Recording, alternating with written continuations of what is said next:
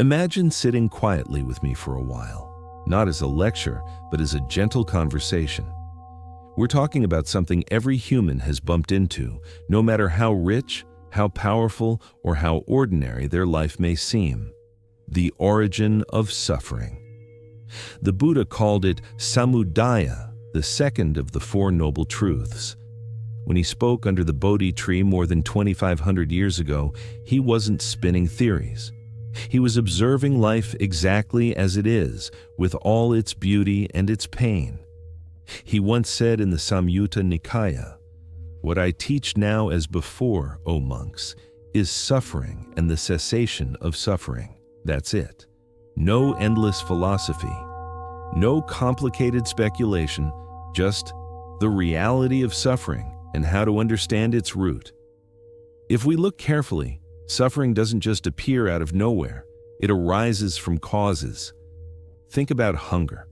The suffering of an empty stomach doesn't come out of thin air.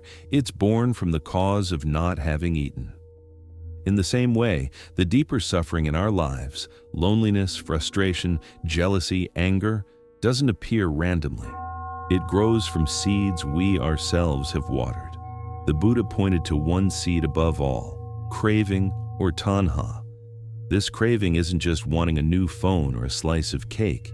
It's the restless thirst that says, "I need this to be happy. I need that to be safe. I need you to love me so I can feel complete." It's like chasing a mirage in the desert. No matter how much water we gulp, the thirst just returns again and again.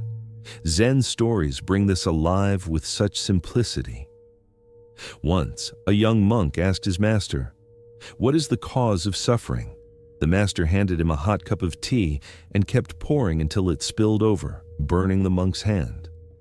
"Why are you suffering?" asked the master. The monk said, "Because you poured too much." The master nodded. Exactly. Life gives us a cup, but our craving insists on more, and we overflow with pain. In this simple gesture, the truth is there. Suffering is often our refusal to accept enoughness. When you look at your own life, you may see how craving sneaks in everywhere. You work hard for recognition, and the moment you get praise, the joy fades, replaced by the hunger for the next compliment. You buy a new car, and within months the shine dulls, and now your neighbor's car looks better. The Buddha described this so clearly in the Dhammapada. From craving springs grief, from craving springs fear. For one who is wholly free from craving, there is no grief. How could there be fear? Craving is like a puppeteer, pulling our strings, making us dance in circles we never meant to dance. Yet there's another layer, subtler and sharper. It isn't just craving for what we want. It's also aversion to what we don't want. The itch to push away discomfort, to erase aging, to deny death. The Zen master Bankei once said, "Do not try to suppress the thoughts that arise. Simply do not add to them. Do not chase them, and they will dissolve of themselves." But most of us don't listen. We chase pleasures and we run from pain, both with the same frantic energy. And in that endless running, suffering tightens its grip. A powerful story from Zen tells of a man running from a tiger. In desperation, he clings to a vine over a cliff, only to see another tiger waiting below. As if that weren't enough, two mice begin to gnaw at the vine he's holding, but then he notices a ripe strawberry growing nearby. Without hesitation, he plucks it and eats it. The sweetness fills his mouth. That is the paradox of craving and release. When we cling, when we fear, we suffer. But when we let go, even in the face of danger, we discover the taste of freedom. Suffering doesn't vanish because life changes. It eases because our relationship to it changes. You may wonder, if craving is so natural, are we doomed to suffer forever? Not at all. The Buddha never condemned desire itself. He simply pointed out that blind craving, uncontrolled thirst, is what fuels the fire of suffering. Like fuel feeding a flame, The more craving you toss in, the brighter and hotter your suffering burns. Zen reminds us, the obstacle is the path. Craving itself becomes the doorway. By observing it, by turning toward it with awareness, we start loosening its hold. Imagine your mind as a clear pond. Each craving is like a stone tossed in, disturbing the stillness, rippling outward. The water never says, "I will never be disturbed." Instead, it allows the ripples to pass, and in time, stillness returns. Our practice can be the same. When you feel the itch of craving, don't judge, don't panic. Notice it, breathe, let it ripple, and watch as it dissolves. In that watching, you're already freer. This truth of the origin of suffering isn't meant to depress us, it's meant to empower us. If suffering has a cause, then suffering also has an end. And if the root is craving, then by working with craving, not by fighting it, but by understanding it, we plant the seeds of liberation. As Zen master Thich Nhat Hanh said, "The seed of suffering in you may be strong, but don't wait until you have no more suffering before allowing yourself to be happy." Happiness doesn't wait for a perfect life. It grows the moment we stop chasing endlessly and sit with what is. And so, the noble truth of the origin of suffering is not some abstract doctrine. It's as close as your next breath, your next want, your next fear.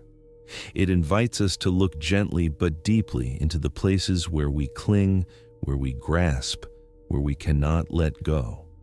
Not to shame ourselves, not to punish, but to see clearly. Because seeing clearly is the beginning of release. Close your eyes for a moment and notice the rhythm of your own breath. Inhale, exhale. It feels so natural, yet if you look closely, you'll see how quickly the mind begins to wander. It reaches for something pleasant, or it tries to push away something unpleasant. This reaching and pushing is the very heartbeat of craving.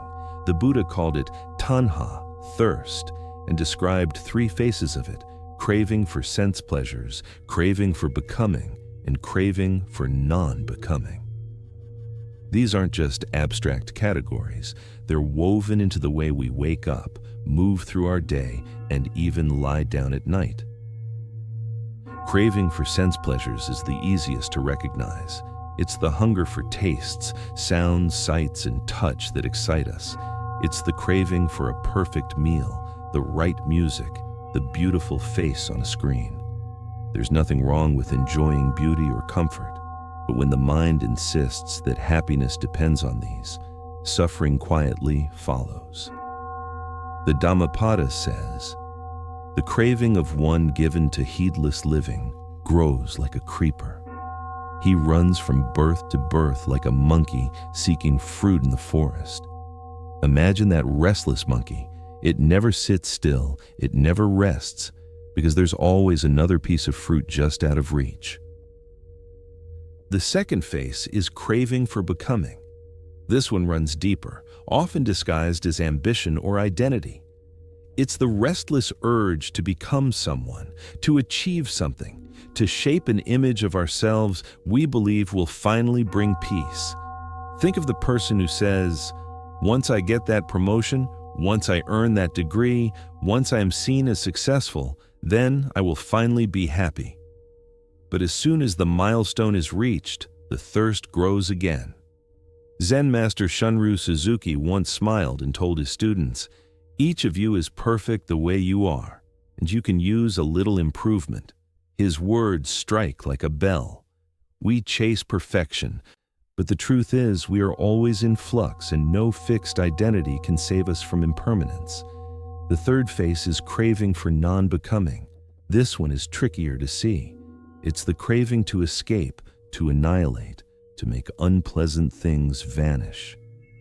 It appears when we say, "If only this pain would disappear, if only this person would leave me alone, if only I could erase this part of myself." It can even masquerade as spiritual longing, the wish to dissolve entirely, to never be touched by suffering again. But even this craving is a form of attachment. It binds us to what we resist. Zen master Hakuin once wrote, "Not knowing how near the truth is, people seek it far away. What a pity." Craving to escape blinds us to the freedom available right here, in this very moment. You might feel overwhelmed hearing all this. If craving takes so many forms, how can anyone escape it? The Buddha never asked us to destroy craving overnight. He asked us to see it, honestly and without turning away. Awareness is the beginning of freedom. When a flame is left without fuel, it fades on its own. In the same way, when craving is observed but not fed, its fire cools. There's a story of a monk who approached the Zen master Joshu, asking, "Master, what is the path to liberation?" Joshu answered, "Have you eaten your rice?" The monk replied, "Yes." Joshu said, "Then wash your bowl." At first glance, this sounds like nonsense, but the teaching is profound. Liberation is not hidden in distant rituals or in satisfying every craving. It's found in the simplicity of what is here when we stop demanding life to be different. Wash your bowl. Be with the act itself. Craving loses its grip in the ordinary moments when we return to presence. Notice how craving often comes with stories. If I don't get this, I'll be unhappy. If I don't fix that, I'll be incomplete. These stories play in the mind like old records, and we mistake them for truth. But in meditation, when we sit and watch thoughts rise and fall, we see them for what they are: clouds drifting across a vast sky. They are not chains unless we grab them. The Buddha used a striking metaphor.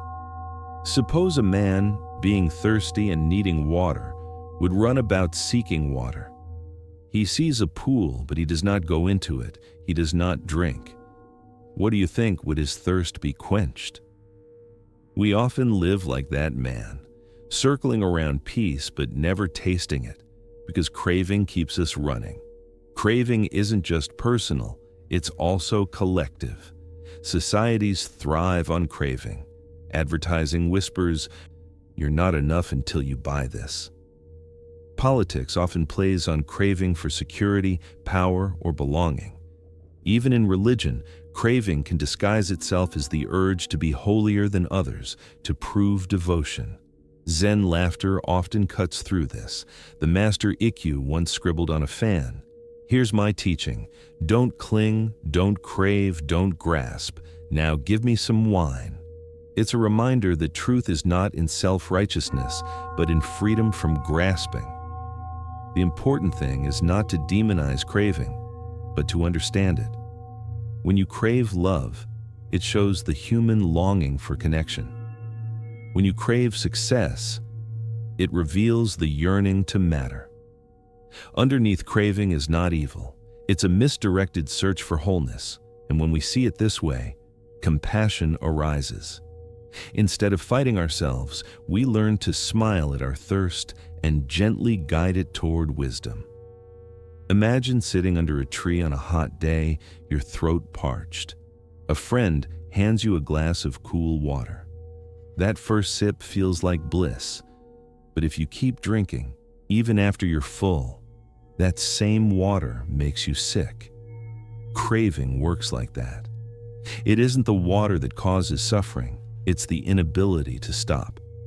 Practice teaches us to recognize the moment when enough is enough.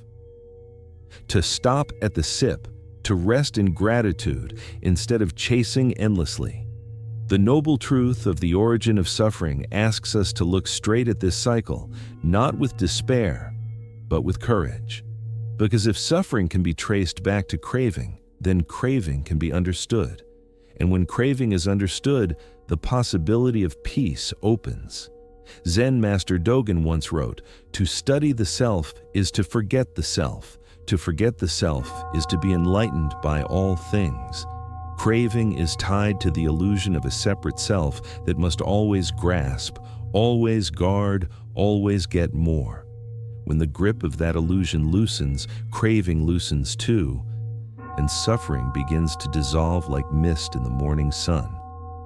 And so, when you wake tomorrow, notice the first thought that rises. Is it a craving for comfort, for success, for escape? Smile at it. See it as a teacher, pointing you to the heart of the second noble truth. Because in that simple act of noticing, you've already stepped onto the path of freedom. Picture yourself standing at the edge of a river. The water flows endlessly, never clinging to one place, never stopping. Now imagine trying to scoop that water into your hands and keep it there forever. No matter how tightly you hold, it slips away, and the tighter you grasp, the faster it escapes. This is what craving does in our lives.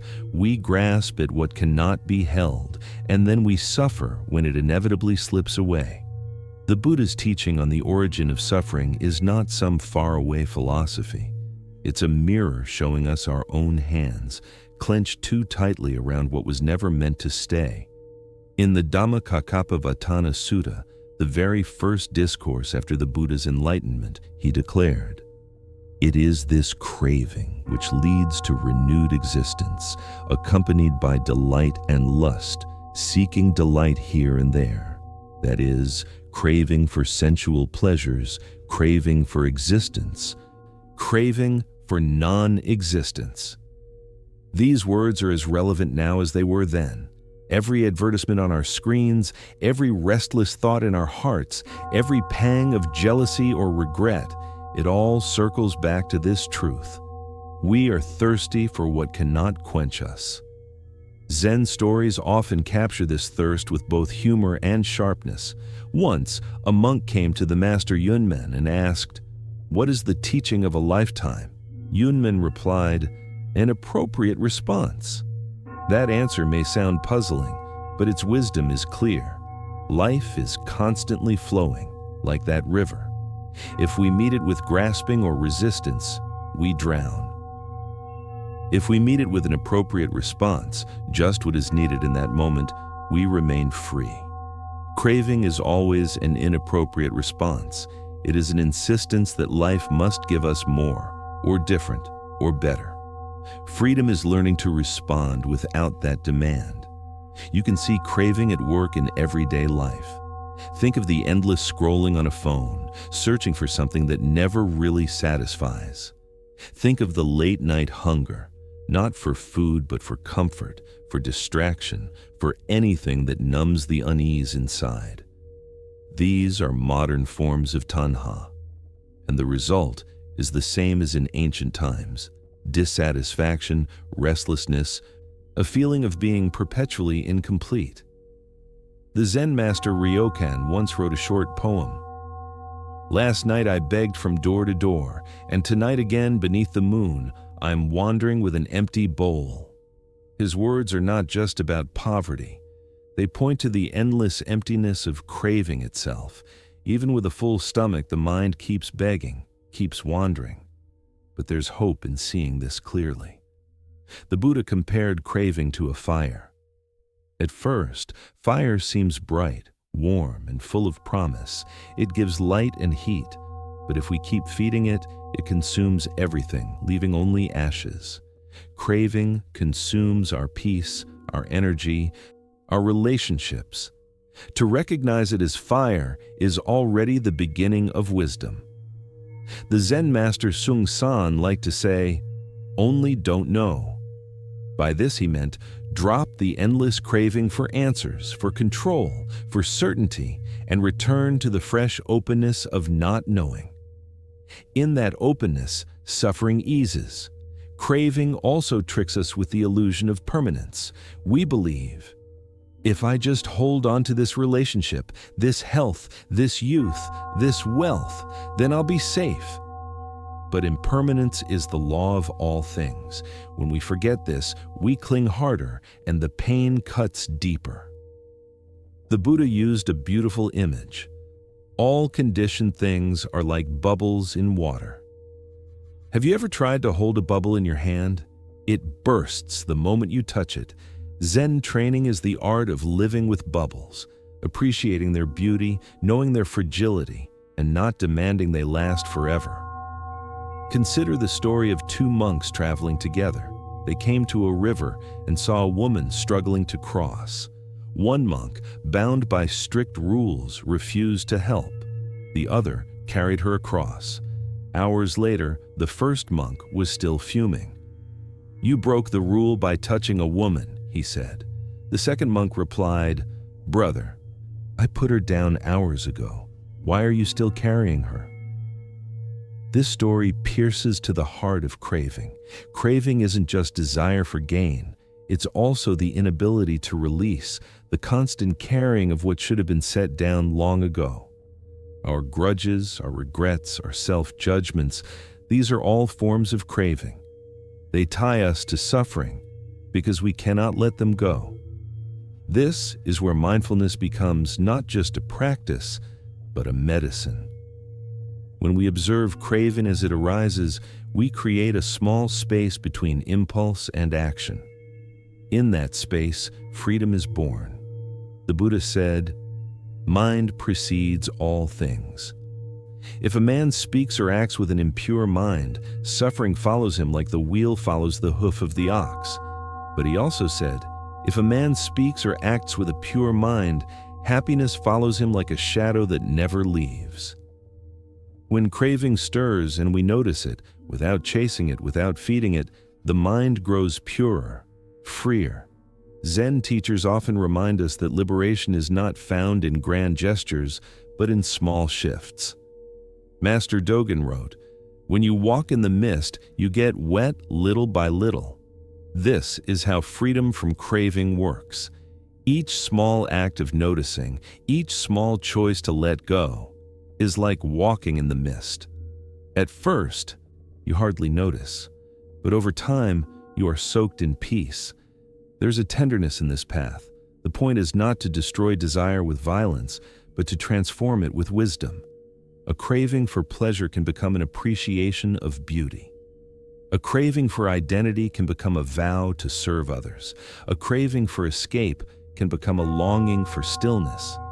The raw energy of craving isn't our enemy, it's simply misdirected. When guided, it can point us toward compassion, presence, and awakening. Think again of the river. You can exhaust yourself trying to dam it, or you can learn to float. Craving is like thrashing in the current. It tires you, it scares you, it makes you sink. Letting go is like lying on your back, trusting the water to hold you. Suddenly, what felt like danger becomes support. This is what Zen means when it speaks of effortless effort. The work is not in fighting life, but in resting with it. The noble truth of the origin of suffering shines a light on the very thing we'd rather not face. Yet in that honesty lies our chance for freedom. By recognizing craving, its faces, its tricks, its fires, we loosen its grip. We stop being puppets on its strings. We begin to live, not in the restless hunger of what's next, but in the quiet fullness of this is enough. Imagine for a moment you're holding a torch in the dark. The flame lights your way, but if you grip it carelessly, you burn yourself. Craving is like that torch. It can point us toward what we think is light, but if we clutch it without awareness, it scorches us. The Buddha never asked us to abandon life, but to hold it wisely, so the fire warms us without leaving scars. When we see the origin of suffering clearly, the question becomes, how do we walk with this torch without getting burned? The key is understanding the mind's habit of reaching outward. Craving is always about somewhere else. If only I had this, if only I could be there, if only they treated me that way. The present moment is dismissed as not enough, but Zen masters with their sharp humor keep pointing us back here. A monk once asked Master Chao Chu, "What is the meaning of Zen?" The master replied, "The cypress tree in the courtyard." He wasn't giving a riddle. He was saying, stop running after distant answers. Look right here. A tree, a courtyard, this breath. When we see deeply into this moment, craving loses its grip. There's a passage in the Itivuttaka where the Buddha says, "Monks, I do not see even one other thing that when not abandoned leads to such great harm as craving." It's striking. He doesn't say craving is a minor inconvenience. He says it is the root of harm. And yet, he doesn't condemn us for craving. He simply shows us, here's the cause, here's the path. Like a doctor pointing to the sickness, not to shame you, but to give you the cure. The cure is not complicated, though it requires courage. It begins with seeing impermanence clearly. Every joy fades, every pain passes. If we cling to joy, we suffer when it leaves. If we resist pain, we suffer while it stays. But if we meet both with openness, something shifts. The Japanese Zen master Dogen wrote, "If you cannot find the truth right where you are, where else do you expect to find it?" Craving keeps us running.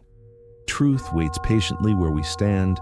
Consider the story of the tea master Sen no Rikyu. He once asked a disciple to tend the garden. The disciple swept until every leaf was gone. When Rikyu saw this, he shook a tree so that a few leaves scattered onto the clean ground. "Now," he said, "it is perfect." The lesson is clear. Our craving for control, for flawless perfection, blinds us to the beauty of imperfection. By loosening our grip, by letting a few leaves fall where they may, we find peace in the natural way of things. You may feel at times that craving is too strong, too deeply rooted. But remember, even the deepest tree grows from a seed. Craving, too, is a habit that grows from repeated watering. If you feed it with constant comparison, endless chasing, it thrives. If you stop watering, if you redirect your energy toward presence and compassion, it withers. Thich Nhat Hanh often taught, "The seed of suffering in you may be strong, but don't wait until you have no more suffering before allowing yourself to be happy." This is the heart of practice, not waiting for craving to disappear completely, but choosing peace in the midst of it. Think of how craving shows up in relationships. We want people to be a certain way, to meet our expectations, to fulfill our stories. But when they don't, we suffer. A Zen anecdote tells of a student complaining, "My partner doesn't listen, my children don't respect me, my friends don't understand." The master replied, "Why not let them be themselves and you be yourself?" Simple words, yet they cut through layers of craving. The pain often comes not from who others are, but from our insistence that they be different. And what about the craving we direct inward, toward ourselves? The endless hunger to be smarter, more beautiful, more successful, more enlightened. The mind whispers, "I am not enough." This self-craving may be the most insidious of all because it disguises itself as self-improvement. But Zen turns this upside down. Suzuki Roshi said, "You are perfect just as you are, and you can use a little improvement." That paradox invites us to embrace ourselves fully while still walking the path. Self-acceptance is not the enemy of growth. It is the soil that allows growth to flourish. There's also a communal aspect to craving. Our societies, economies, even cultures often thrive by keeping craving alive. Entire industries are built on convincing you that you are lacking, that happiness is one purchase away. To live awake in such a world is an act of quiet rebellion. Zen practice offers that rebellion not through violence, but through stillness. When you sit in silence, breathing, watching thoughts and cravings rise and fall, you are no longer a slave to the machine of desire. You reclaim your freedom. One day, the Zen master Hakuin was praised as a great teacher. A villager accused him of fathering a child. Hakuin simply replied, "Is that so?" and took responsibility for raising the baby. Later, when the truth emerged and the child was returned, Hakuin again said only, "Is that so?" In those 3 words lies the deepest freedom. He did not cling to reputation. He did not resist blame or praise. He met life as it came, without craving for it to be otherwise, and so he was unshaken, like a mountain unmoved by passing clouds. This is the promise of understanding the origin of suffering. It does not mean life will stop changing or that pain will never visit us again. It means we meet change and pain without being dragged under by craving. We taste joy without clinging, endure sorrow without collapsing, live fully without demanding eternity from what is fleeting. Now, take another breath. Feel it enter, feel it leave. Notice how it arrives without your craving, departs without your control. Yet in that simple breath, there is life, there is peace, there is enough. The noble truth of the origin of suffering asks us not to escape the world, but to wake up in it, to see clearly how we grasp, to smile gently at our thirst, and to walk the middle path with open hands. And as the Buddha reminded his disciples in the Mahaparinibbana Sutta, all compounded things are subject to vanish, strive with earnestness. Striving here is not frantic chasing, but the earnest commitment to live awake, to see craving for what it is, and to step, again and again, into freedom. So when the mind says, "I need more," you can bow to it, smile, and whisper back, "This is enough." In that moment, the fire cools, the grasp softens, and the heart discovers what it has been seeking all along, not in craving, but in release.